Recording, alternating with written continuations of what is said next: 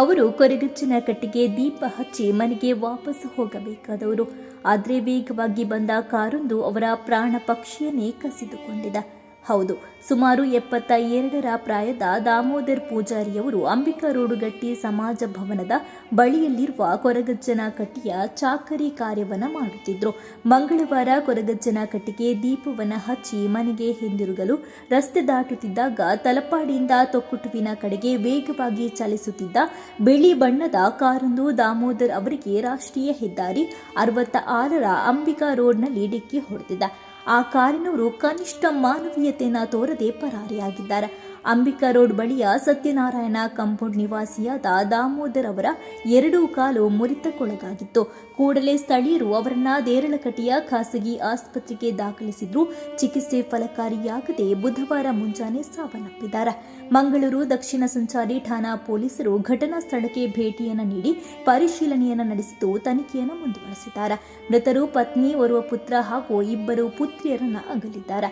ಇನ್ನು ಈ ಘಟನೆ ಬಳಿಕ ಮತ್ತಷ್ಟು ಹೆದ್ದಾರಿ ಅವ್ಯವಸ್ಥೆ ವಿರುದ್ಧ ಆಕ್ರೋಶ ವ್ಯಕ್ತವಾಗುತ್ತಿದೆ.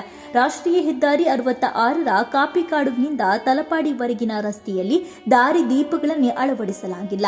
ಇದರ ಬಗ್ಗೆ ಕಳೆದ ವಾರ ಸೋಮೇಶ್ವರ ಪುರಸಭೆಯಲ್ಲಿ ನಡೆದ ಸಾಮಾನ್ಯ ಸಭೆಯಲ್ಲಿ ಚುನಾಯಿತ ಪ್ರತಿನಿಧಿಗಳು ಹೆದ್ದಾರಿ ಪ್ರಾಧಿಕಾರದ ಅಧಿಕಾರಿಗಳನ್ನ ಹಿಗ್ಗಾಮುಗ್ಗಾ ತರಾಟೆಗೆ ಗೈದಿದ್ರು.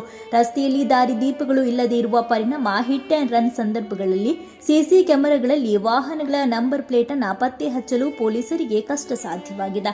ಹೆದ್ದಾರಿಗೆ ಸಮರ್ಪಕ ಸರ್ವಿಸ್ ರಸ್ತೆಗಳೂ ಇಲ್ಲ. ತೊಕ್ಕುಟುವಿನಿಂದ ತಲಪಾಡಿವರೆಗೂ ಹೆದ್ದಾರಿಯಲ್ಲಿ ಕ್ಯಾಮೆರಾಗಳನ್ನು ಅಳವಡಿಸಲಾಗಿಲ್ಲ. ರಸ್ತೆಯ ಡಿವೈಡರ್ಗಳಿಗೆ ತಡೆಬೇಲಿಗಳನ್ನು ಅಳವಡಿಸಿದ ಪರಿಣಾಮ ಜನರು ಹೆದ್ದಾರಿಯನ್ನ ದಾಟಲು ಹೋಗಿ ನಿತ್ಯ ಅಪಘಾತಗಳು ಸಂಭವಿಸುವಂತಾಗಿದೆ. ಹೆದ್ದಾರಿ ಅವ್ಯವಸ್ಥೆಯನ್ನು ಕೂಡಲೇ ಸರಿಪಡಿಸಬೇಕೆಂದು ಸ್ಥಳೀಯರು ಆಗ್ರಹಿಸಿದ್ದಾರೆ. ಇಂತಹ ಇನ್ನಷ್ಟು ಸುದ್ದಿಗಳಿಗಾಗಿ ನಮ್ಮ ಯೂಟ್ಯೂಬ್ ಚಾನೆಲ್ ಅನ್ನು ಸಬ್ಸ್ಕ್ರೈಬ್ ಮಾಡಿ, ಬೆಲ್ ಐಕಾನ್ ಪ್ರೆಸ್ ಮಾಡಿ. ನಮ್ಮ ಫೇಸ್ಬುಕ್, ಇನ್ಸ್ಟಾಗ್ರಾಂನಲ್ಲೂ ಜೊತೆಯಾಗಿ ನಮ್ಮನ್ನು ಬೆಂಬಲಿಸಿ. ಜಾಹೀರಾತುಗಳಿಗಾಗಿ ಸಂಪರ್ಕಿಸಿ 9845478858 ಅಥವಾ 9972528110.